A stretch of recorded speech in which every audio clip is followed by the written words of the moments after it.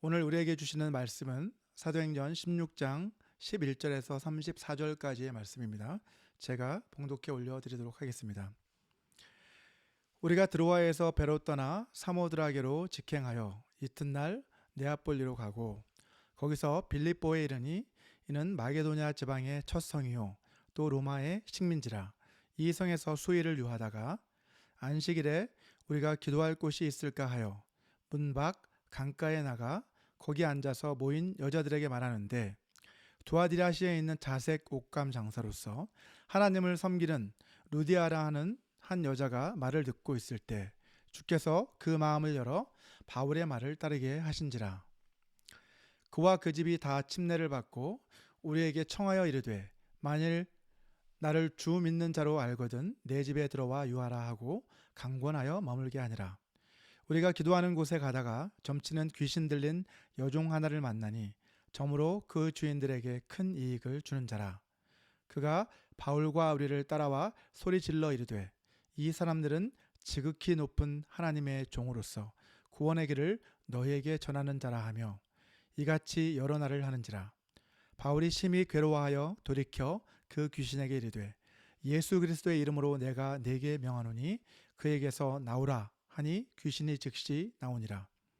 여종의 주인들은 자기 수익의 소망이 끊어진 것을 보고 바울과 신라를 붙잡아 장터로 관리들에게 끌어갔다가 상관들 앞에 데리고 가서 말하되, 이 사람들이 유대인인데 우리 성을 심히 요란하게 하여 로마 사람인 우리가 받지도 못하고 행하지도 못할 풍속을 전한다 하거늘 우리가 일제히 일어나 고발하니 상관들이 옷을 찢어 벗기고 매로 치라 하여 많이 친 후에 옥에 가두고 간수에게 명하여 든든히 지키라 하니, 그가 이러한 명령을 받아 그들을 깊은 옥에 가두고 그 발을 착고에 든든히 채웠더니 한밤중에 바울과 신라가 기도하고 하나님을 찬송하며 죄수들이 듣더라. 이에 갑자기 큰 지진이 나서 옥토가 움직이고 문이 곧 다 열리며 모든 사람의 매인 것이 다 벗어진지라. 간수가 자다가 깨어 옥문들이 열린 것을 보고 죄수들이 도망한 줄 생각하고 칼을 빼어 자결하려 하거늘 바울이 크게 소리질러 이르되, 내 몸을 상하지 말라, 우리가 다 여기 있노라 하니 간수가 등불을 달라고 하며 뛰어들어가 무서워 떨며 바울과 신라 앞에 엎드리고 그들을 데리고 나가 이르되, 선생들이여 내가 어떻게 하여야 구원을 받으리이까 하거늘 이르되, 주 예수를 믿으라. 그리하면 너와 내 집이 구원을 받으리라 하고 주의 말씀을 그 사람과 그 집에 있는 모든 사람에게 전하더라. 그 밤 그 시각에 간수가 그들을 데려다가 그 맞은 자리를 씻어주고 자기와 그 온 가족이 다 침례를 받은 후 그들을 데리고 자기 집에 올라가서 음식을 차려주고 그와 온 집안이 하나님을 믿음으로 크게 기뻐하니라. 아멘. 오늘은 가스펠 비전 전도 시리즈 7번째 시간으로 사도행전 16장 11절에서 34절까지의 말씀을 중심으로 성경적 전도의 전략이라는 제목으로 여러분과 함께 말씀의 은혜를 나누고자 합니다. 지금으로부터 32년 전에 저는 저희 가족 중에서 가장 먼저 예수님을 믿고 그리스도인이 되었습니다. 제가 예수님을 믿고 나서 가장 먼저 품었던 소망과 기도의 제목은 가족 구원이었습니다. 그래서 저는 그날부터 주 예수를 믿으라, 그리하면 너와 내 집이 구원을 받으리라 라는 이 말씀을 붙들고 기도하기 시작했고, 그 기도에 대한 응답은 2005년도에 온전히 이루어졌습니다. 솔직하게 말씀을 드리면 가족 구원을 위한 저의 기도에 대한 응답이 온전히 이루어질 때까지도 저는 이 말씀의 의미를 제대로 이해하지 못하고 있었습니다. 어쩌면 사랑하는 우리 가족들이 하나도 빠짐없이 모두 구원받게 되기를 원하는 마음이 너무나도 간절했기에 저도 모르게 이 말씀을 제가 원하는 쪽으로 해석했는지도 모르는 일입니다. 그래서 기도할 때마다 하나님, 제가 예수님을 믿으면 우리 가족들도 구원을 받게 해주신다고 하셨잖아요 하고 기도했었던 기억이 납니다. 물론 이 말씀은 우리가 가족 구원을 놓고 기도할 때 붙들고 기도할 수 있는 약속의 말씀이 분명합니다. 하지만 더 정확하게 말한다면 이 말씀은 우리가 가족 구원을 위해 전도하라고 주신 말씀입니다. 오늘 본문의 사건은 바울의 2차 전도 여행 중에 일어난 사건입니다. 본문 바로 앞부분을 보시면 바울은 밤중에 마케도니아 사람 하나가 나타나서 자신을 향해 마케도니아로 와서 자신들을 도와달라는 그런 환상을 보고 나서 그것이 마케도니아 사람들에게 가서 복음을 전하라는 하나님의 사인이라고 판단하고 그 즉시 마케도니아 지역으로 건너와서 빌립보라는 도시에 도착하게 되었습니다. 오늘 본문 12절을 보시면 빌립보는 마케도니아 지방의 첫 성이요 또 로마의 식민지다라고 말씀하고 있습니다. 여기에서 마케도니아 지방은 오늘날의 그리스 지역을 말하는 것이고 첫 성이라는 이 표현은 첫 번째 성이라는 뜻이 아니라 가장 으뜸 가는 도시였다는 말씀입니다.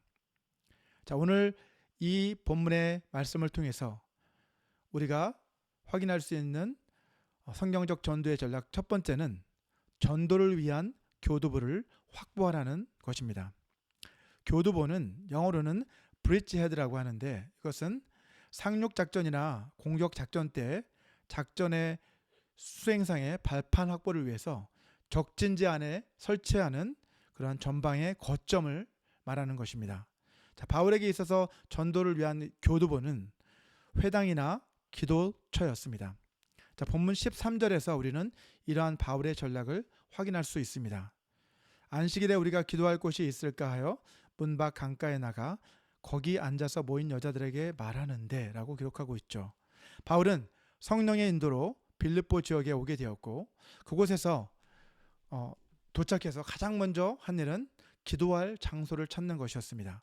본문 16절에서도 기도할 장소로 가고 있는 바울과 실라의 모습을 우리는 발견할 수 있습니다.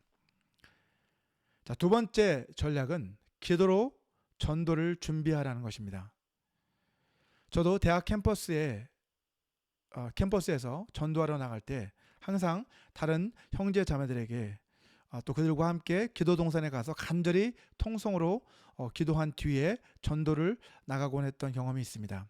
자, 그리고 전도사 시절에도 섬기던 교회에서 지방 교회들을 돕기 위해서 CWT 전도 지원을 나갈 때에도 6개월 전부터 미리 각 교회에서 보내온 전도 대상자 리스트들을 가지고 미리 기도로 준비를 했었고 실제로 전도하기 위해 지방의 교회에 가서 전도할 때에도 매일 그 센터 교회에 함께 모여서 기도한 뒤에 전도하러 나가곤 했었습니다. 자, 이러한 경험들을 통해서 저는 기도하고 전도하러 나갈 때와 기도하지 않고 전도하러 나갈 때는 얼마나 큰 차이가 있는지 경험을 통해 알 수 있었습니다. 자, 아울러 바울은 회당이나 기도처 등 그곳에는 God seekers, 곧 하나님을 찾는 구도자들이 모여있는 곳이라는 것을 알았고 자, 그곳을 중심으로 그는 전도하는 전략을 사용했습니다. 회당은 이스라엘 백성이 바벨론 포로 생활을 하게 되면서 더 이상 예루살렘 성전에 가서 기도하고 또 예배할 수 없게 되면서 각처에 흩어져 있던 디아스포라 유대인들을 중심으로 새롭게 형성된 모임이었습니다. 당시 회당은 유대인 남성 10명 이상이 있어야 세워질 수 있었는데 그렇지 못한 경우에는 오늘 본문에서처럼 사람들이 어떤 장소에 함께 모여서 그렇게 기도를 하는 기도처가 있었다고 합니다. 이처럼 바울은 가는 곳마다 기도할 장소를 찾았는데 그 목적은 기도로 전도를 준비하기 위한 그러한 목적도 있었지만 하나님께 마음이 열려 있는 그러한 구도자들이 그곳에 있었기 때문에 전략적으로 그렇게 했었던 것이죠. 자, 세 번째 전략은요, 성령님과 함께 하라는 것입니다. 본문 14절을 보시면 자, 그곳에서 바울의 전도를 받고 회심한 루디아라고 하는 여인에 대해 말씀하고 있습니다. 자, 그 여인은 값비싼 자색 옷감을 파는 장사였는데 그 여인이 회심하게 된 것은 바울이 말을 잘해서가 아니라 주님께서 그 여인의 마음을 열어주셨기 때문이다 라고 말씀하는 것을 볼 수 있습니다. 이처럼 전도는 나 혼자 하는 것이 아닙니다. 주님도 70의 제자들을 파송하실 때 둘씩 짝을 지어 보내어 전도하게 하셨고 바울도 또 실라도 두 사람이 함께 짝을 이루어 지금 전도를 하고 있는 것을 볼 수 있습니다.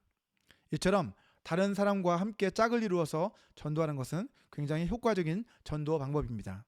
자, 그런데 전도할 때 우리와 함께 하시는 또 다른 분이 계시다는 것을 우리는 알아야만 합니다. 그분은 바로 성령님이십니다. 우리가 전도할 때 상대방의 마음을 열어주시는 분이 바로 성령님이시며, 우리의 입술을 주장하셔서 그 영혼에게 합당한 말씀을 전하게 할 수 있도록 도와주시는 분이 바로 성령님이신 것이죠. 이처럼 가장 효과적인 전도 방법은 성령님과 함께하는 전도입니다. 전도는 우리의 말의 지혜로 하는 것이 아니라 성령의 지혜로 하는 것임을 우리는 잊어서는 안 됩니다. 다음 절인 15절을 한번 보시면, 바울의 전도를 받고 나서 루디아와 그의 온 집안 사람들이 예수를 믿고 침례를 받는 놀라운 역사가 일어납니다. 자, 비록 루디아는 여인이었지만 사업가로서 그 집안의 가장 역할을 했던 것으로 보입니다. 자, 여기에서 집으로 번역된 헬라어 단어 오이코스는 그 집안에 함께 거주하고 있는 가족과 친지는 물론이고 종들, 그리고 고용인들, 더 나아가서 방문객들까지도 모두 포함하는 그러한 확대 가족을 의미하는 것입니다. 사도행전에 보면 이처럼 이 오이코스, 즉 온 가족이 한꺼번에 예수를 믿게 되는 사건들이 여러 번 소개되고 있는데, 그 대표적인 예가 사도행전 10장에 나오는 고넬료 집안의 변화와 또 사도행전, 오늘 본문인 사도행전 16장에 나오는 루디아의 집안, 그리고 앞으로 살펴볼 빌립보 감옥 간수의 그런 집안의 회심 사건, 그것이 대표적인 예라고 할 수 있습니다. 오늘 본문 16절에서 22절까지의 말씀은요, 바울과 신라가 어떻게 해서 감옥에 갇히게 되었는지를 말씀하고 있습니다. 본문 16절을 보면 바울과 신라는 기도 장소로 가는 그 도중에 점치는 귀신 들린 한 여종을 만나게 되는 것을 볼 수 있습니다. 자, 여기에서 여종이라고 번역된 헬라어 단어 파이디스케는 종들 가운데서도 나이가 어린 여자 몸종들을 가리키는 단어입니다. 자, 그리고 점치는 귀신이라고 번역된 그 헬라어 단어는 푸뉴마 퍼소마라고 하는 단어인데, 이것은 영어로는 Spirit of Python이라고 이렇게 번역을 할 수 있습니다. 이 파이썬은 본래 그리스 델파이 신전, 그렇죠? 자, 그 델파이의 신탁소를 지키던 커다란 뱀의 이름이라고 합니다. 자, 그런데 그리스인들은 미래를 예언하는 신통한 능력을 가진 사람들은 이 파이썬의 영을 받은 사람들이다라고 그렇게 생각을 했다고 합니다. 다음 절은 17절을 한번 보시면, 그 여종은 바울과 신라를 따라다니면서 이 사람들은 지극히 높으신 하나님의 종들로 구원의 길을 너희에게 전하는 자다라고 외치며 그렇게 따라다녔습니다. 자, 그녀의 말은 모두 틀린 말은 아니었습니다. 바울과 신라는 분명 지극히 높은 하나님의 종이었습니다. 그리고 그녀의 말처럼 그들은 구원의 길을 전하기 위해 이곳에 온 것은 사실이었습니다. 자, 그렇다면 전도에 있어서 오히려 도움이 될 수도 있지 않았을까라고 생각하기 쉽지만 사실은 그렇지가 않았습니다. 다음 구절인 18절을 보시면, 그녀는 한 번만이 아니라 여러 날 동안 그렇게 그들을 따라다니며 그렇게 외쳐댔고, 이로 인해 바울은 심히 괴로워했다라고 말씀하고 있습니다. 도대체 왜 바울은 그토록 괴로워했던 것일까요? 왜냐하면 그녀의 행동이 바울의 전도에 도움이 된 것이 아니라 오히려 방해가 되었기 때문입니다. 아마도 이 여인이 외쳐대는 그 소리 때문에 그곳에 모인 사람들이 바울이 전하는 그 말씀에 집중하지 못했던 것 같습니다. 결국 바울은 예수 그리스도의 이름을 의지해서 그 여자아이에게서 귀신을 내어쫓습니다. 본문 19절에서 보는 것처럼 이 아이는 육신적으로는 그 주인들에게 돈을 벌어다주는 노예의 신분이었습니다. 뿐만 아니라 이 아이는 영적으로 봤을 때는 귀신에게 억압을 당하고 있는 그러한 불쌍한 아이였습니다. 성경은 이 아이가 그 후로 어떻게 되었는지 우리에게 말해주고 있지 않습니다. 하지만 분명한 것은 그 아이가 귀신의 억압에서 해방되었다는 그 사실과 이것을 목격한 사람들이 하나님을 두려워하는 마음을 갖게 되었을 것이라는 점입니다. 본문 23절과 24절에서 보는 것처럼 결국 바울과 신라는 이 일로 인해서 억울한 누명을 쓰고 발가벗겨진 채 심하게 매질을 당하게 됩니다. 자, 그리고 나서 간수에 의해서 빌립보 지하 감방에 갇히게 됩니다. 자, 헬라어 원문을 보면 이 간수라는 그 단어 앞에 정관사 호라는 정관사가 붙어 있는 것을 볼 수가 있는데, 이것은 그 사람이 뒤에 나오고 있는 변화된 그 간수와 동일 인물이라는 것을 우리에게 말해주는 것입니다. 간수는 죄수들을 든든히 지켜야 하는 자신의 임무를 완수하기 위해서 바울과 실라를 깊은 지하 감방에 가두었고, 그들의 발에 중죄인들에게만 채우는 착고까지 그들에게 채웠습니다. 자, 그런데 본문 22절에서 보시듯이 이처럼 억울한 일을 당한 바울과 실라는 오히려 감옥에서 기도하면서 하나님을 찬송하고 있었습니다. 헬라어 성경에 보면 이 기도하고라고 하는 단어는 현재 분사로 되어 있고, 메인 동사인 하나님을 찬송했다라는 그 단어는 미완료 시제로 되어 있습니다. 자, 이것은 그들이 이미 한참 전부터, 한밤중이 되기 이전부터 계속해서 기도와 찬송을 해오고 있었고 지금도 하고 있다는 것을 말해주는 것입니다. 직접 우리가 감옥에 가본 적이 없다고 하더라도 아마 드라마나 영화를 통해서 감옥 내 문화가 어떤지 여러분도 잘 알고 계실 겁니다. 만약 감방에 신참 두 사람이 들어왔는데 한밤중이 될 때까지 계속해서 기도와 찬송을 하고 있다면 어떻게 되겠습니까? 아마도 감방의 선임들에게 얼마 못 가서 제지를 당하거나 흠씬 두들겨 맞게 되었을 것입니다. 그런데 오늘 본문에 나오는 감방의 모습은 우리가 아는 감방의 분위기와는 달라도 너무나도 다른 그런 모습이었습니다. 자, 여기에서 듣더라 라고 번역된 헬라어 동사는 귀를 기울여서 듣는다라는 그런 뜻을 가지고 있는 단어입니다. 이 단어 역시 미완료형으로 되어 있는데요, 이것은 마치 그들이 무언가에 홀려서 다른 죄수들도 지금까지 계속해서 바울과 실라가 기도하고 찬송하는 그 소리를 처음부터 끝까지 듣고 있었다라는 것을 말해주는 것입니다. 이것은 감옥 안에서 열린 최초의 찬양 부흥 집회라고 할 수 있습니다. 여기에서 우리는 바울의 네 번째 전도 전략을 발견하게 됩니다. 그것은 전도 대상에 따라 그에 맞는 전도 방법을 사용하라는 것입니다. 바울은 기도처에 나오는 준비된 영혼들에게는 직접적으로 복음의 메시지를 선포함으로써 전도를 했고요, 귀신 들린 여종을 만났을 때는 성령의 능력을 의지해 귀신을 쫓아냄으로써 그 아이를 귀신의 억압으로부터 자유하게 해주었습니다. 그리고 지금 지하 감옥에 갇혀있는 죄수들에게는 찬양과 기도를 통한 간접적인 전도 방법을 통해 전도하는 것을 볼 수 있습니다.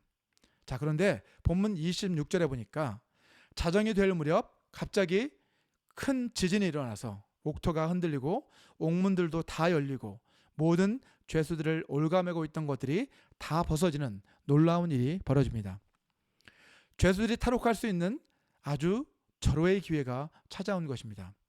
자, 그런데 참으로 놀랍게도 죄수들 가운데 단 한 사람도 도망을 치지 않았습니다. 그 이유는 무엇일까요? 아마도 그들은 도망을 치지 않은 것이 아니라 도망을 칠 수 없을 만큼 두 다리가 얼어붙어 있었기 때문에 도망을 치지 못한 것이라고 할 수 있습니다. 자연적으로 일어난 그 지진으로 인해서 옥토가 흔들리고 옥문들이 부서지는 일은 가능한 일이지만 이처럼 문들이 부서지지 않았는데 저절로 열리고 죄수들의 그 모든 결박이 저절로 풀어지는 것은 사실상 불가능한 일입니다. 따라서 이 모든 일은 우연히 일어난 일이 아니라 바울과 실라가 섬기고 있는 그 하나님께서 행하시고 계시는 일이라는 것을 그들은 직감했을 것입니다. 오늘 본문 27절을 보시면 간수는 자다가 깨어 옥문들이 열린 것을 보고 죄수들이 모두 도망을 쳤다고 생각하고 칼을 빼어서 스스로 자결을 하려고 합니다. 당시 로마의 간수들은 죄수들이 탈옥할 경우에 그 탈옥에 대한 책임을 져야만 했다고 합니다. 일반적으로는 탈옥한 죄수들이 받을 그 형벌을 간수가 받았는데 심한 경우에는 이 간수나 경호병들이 사형을 당하는 경우들도 있었다고 합니다. 아마도 이 간수는 자신이 모든 책임을 지고 명예로운 죽음을 택하려고 했었던 것 같습니다. 그 절체절명의 순간에 바울이 다급하게 그를 향해 외칩니다. 우리가 다 여기 그대로 있으니 당신의 몸을 해치지 마십시오 라고 바울은 소리를 칩니다. 자, 이 말을 듣고 간수는 그 즉시 등불을 들고 지하 감옥으로 뛰어내려가서 무서워 떨면서 바울과 실라 앞에 엎드립니다. 그리고 바울에게 묻습니다. 본문 29절과 30절 말씀입니다. 선생들이여, 내가 어떻게 하여야 구원을 받으리이까? 자, 여기에서 선생들이여 라고 번역된 헬라어 단어는 퀴리오이라고 하는 단어인데, 이것은 퀴리오스라는 단어의 복수형입니다. 퀴리오스는 여러분도 잘 아시다시피 주인 혹은 주님이라는 뜻을 가진 단어인데, 이 단어가 때로는 상대방을 높여 부르는 그러한 일반적인 호칭으로도 사용되기도 합니다. 자, 이때는 보통 우리말로 선생님이라고 번역을 하고 있죠. 자, 개역 개정에서는 이 퀴리오이를 선생님들이여 라고 오늘 본문에서 번역을 하고 있지만, 저는 문맥상 주님들이여, 즉 퀴리오이를 주님들이여 라고 번역하는 것이 오히려 오늘 본문의 의미에 더 가까운 번역이라고 저는 생각합니다.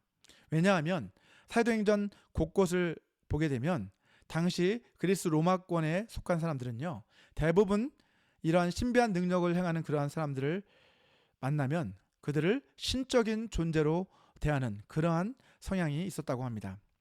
또한 자신이 어떻게 해야 구원을 받을 수 있느냐라고 그들에게 묻고 있는 것을 봤을 때, 이것은 그 간수가 이 바울과 실라를 이러한 구원의 길을 이끌어줄 수 있는 그러한 특별한 사람들로 생각했다는 것을 말해줍니다. 자, 이 질문은 앞서 살펴봤던 것처럼 이 점치는 여종, 그 여종이 외쳐댔던 그 말, 이 사람들은 구원의 길을 전하러 온 사람들이다 라고 하는 그 말을 우리에게 떠올리게 합니다. 여러분, 다른 죄수들과 마찬가지로 이 간수도 자신 앞에 벌어진 이 놀라운 일들을 목격하고 나서 바울과 실라를 신적인 존재들이라고 생각해서 이렇게 불렀던 것 같습니다. 다음 구절인 31절을 보시면 이것이 더욱 분명해집니다. 이르되 주 예수를 믿으라, 그리하면 너와 내 집이 구원을 받으리라 라고 말씀합니다. 자, 여기에서 주라고 번역된 이 헬라어 단어 퀴리오스는 앞에서 말씀드렸던 것처럼 이 퀴리오이의 단수형입니다. 주님이라는 뜻이죠. 지금 바울은 간수에게 우리가 당신의 주님들이 아니라 당신이 섬겨야 할 진짜 주님이 계신데 그분은 바로 예수님이십니다 라고 그렇게 선포를 하고 있는 것입니다. 누군가 우리에게 제가 어떻게 해야 구원을 받을 수 있겠습니까? 라고 그러한 질문을 던진다면 우리는 바울과 실라처럼 주저없이 주 예수를 믿으십시오. 그러면 당신이 구원을 받을 수 있고 당신의 집안도 구원을 받을 수 있습니다 라고 그렇게 우리는 말해줄 수 있어야 합니다. 여러분, 전도는 구원의 길을 전하는 것입니다. 누군가 우리에게 길을 물을 때 우리가 만약 그 길을 직접 걸어봐서 아는 길이라면 우리는 그 길에 대해 자신 있게 가르쳐 줄 수 있을 겁니다. 마찬가지로 전도할 때도 우리가 이미 거듭남의 체험을 통해 구원의 확신을 가지고 있는 사람들이라면 우리는 담대하게 또 자신 있게 그 사람에게 구원의 길을 가르쳐 줄 수 있을 것입니다. 자, 주 예수를 믿으라, 그리하면 너와 내 집이 구원을 받으리라 라고 하는 이 말씀은 내가 예수를 믿으면 내 믿음으로 인해서 다른 가족들도 구원을 받을 수 있게 된다는 말씀이 결코 아닙니다. 본문 32절을 보시면 이 말씀의 의미가 무엇인지 보다 명확해집니다. 바울은 주의 말씀을 그 사람에게만 전한 것이 아니라 그 집의 모든 사람들에게 전했다라고 말씀하고 있습니다. 모두가 바울이 전하는 그 주님의 말씀을 듣고 나서 각자의 선택에 따라 제각기 구원의 길을 선택한 것입니다. 따라서 주 예수를 믿으라, 그리하면 너와 내 집이 구원을 받으리라 라고 하는 이 말씀은 예수를 믿으면 내가 구원을 받게 될 것이고 너의 가족들도 예수를 믿으면 모두 구원을 받게 될 것이라는 약속의 말씀이라고 할 수 있습니다. 자, 그리고 본문 33절을 한번 보시면 주의 말씀을 들은 그 집의 모든 사람들이 예수를 믿고 침례를 받습니다. 여러분, 지진이 일어나고 감옥문이 열리고 죄수들의 모든 결박이 풀어진 것도 분명 놀라운 기적이지만 하룻밤 사이에 간수와 그 온 집안 사람들이 예수를 믿고 구원을 받게 된 것은 그보다도 훨씬 더 놀라운 기적이라고 할 수 있습니다. 오늘 본문 마지막 절인 34절을 보시면 그와 온 집안이 하나님을 믿음으로 크게 기뻐했다고 말씀하고 있습니다. 하나님은 아무도 멸망하지 않고 모든 사람이 구원에 이르시기를 원하시는 분이십니다. 저는 주 예수를 믿으라 그리하면 너와 내 집이 구원을 받으리라 라고 하는 이 말씀은 가족 구원을 위해 기도하는 모든 사람들이 붙들어야 하는 약속의 말씀이라고 생각합니다. 먼저 구원의 감격과 기쁨을 체험한 사람은 가장 먼저 사랑하는 가족들에게 그 기쁨과 감격을 나누어 주고 싶을 겁니다. 하나님께서 여러분을 먼저 부르신 이유는 여러분에게 다른 가족들에게 전도할 사명을 맡기시기 위함입니다. 이 말씀은 우리가 가족 구원을 위해 기도할 뿐만 아니라 계속해서 가족들에게 복음을 전하라고 주신 말씀이라고 볼 수 있습니다. 자, 이렇게 봤을 때 다섯 번째 바울의 전도 전략은 나와 가장 가까운 사람부터 전도하라는 전략입니다. 전도는 나와 가장 가깝고 내가 가장 사랑하는 사람부터 시작하는 것입니다. 따라서 우리는 가족 구원을 우리의 최우선적 사명으로 삼아야만 합니다. 가족을 사랑하지 않으면서 이웃을 사랑하고 또 원수를 사랑한다고 말하는 것은 위선입니다. 여러분, 가족을 사랑하는 사람이 이웃도 사랑할 수 있고 원수도 사랑할 수 있는 것입니다. 우리가 주님의 말씀을 듣고 주님을 영접했던 것처럼 우리 가족들도 복음을 들어야만 구원을 받을 수 있는 것이죠. 여러분 가운데 아직 혹시 믿지 않는 가족들이 혹시 있다면 그들도 주님의 말씀을 듣고 구원에 이를 수 있도록 계속해서 기도하며 복음을 그들에게 전하시기 바랍니다. 자, 오늘 말씀을 한번 정리해 본다면 성경적인 전도의 전략은 첫 번째로 전도를 위한 교도부를 확보하는 것이고요. 두 번째는 기도로 전도를 준비하는 것이고, 세 번째는 성령님과 함께하는 전도고요. 네 번째는 전도 대상에 따라 그에 맞는 전도 방법을 사용하라는 것이고, 다섯 번째는 나와 가장 가까운 사람부터 전도하라는 전략입니다. 저와 여러분 모두가 이와 같은 성경적인 전도 전략을 통해서 날마다 복음 전파에 힘쓰는 삶을 살아가게 되시기를 주님의 이름으로 축원합니다. 우리 이 시간 오늘 주신 이 메시지를 위해서 우리 다 같이 기도하시겠습니다. 제가 기도하겠습니다. 아버지 하나님, 우리의 각 가정과 일터와 학교가 전도를 위한 교도부가 되어질 수 있도록 도와주시옵소서. 기도로 전도를 준비하고 성령님과 함께 전도하는 능력 있는 전도자들이 될 수 있도록 저희를 도와주시옵소서. 전도 대상에 맞는 전도 방법을 택할 수 있는 지혜를 우리에게 허락해 주시고 우리와 가장 가까운 사람들에게 전도를 시작할 수 있는 그러한 열정을 우리에게 허락하여 주시옵소서. 우리 가족들 가운데, 우리 친구들 가운데 아직 예수님을 믿지 않는 영혼들이 있다라고 한다면 그들의 마음을 열어주시고 우리가 그들에게 전도할 수 있는 전도의 문을 열어주시옵소서. 지난 한 주간도 우리를 지켜주시고 우리의 삶의 모든 필요를 공급해 주신 주님의 은혜에 감사합니다. 이 모든 말씀 예수 그리스도의 이름으로 기도했습니다. 아멘.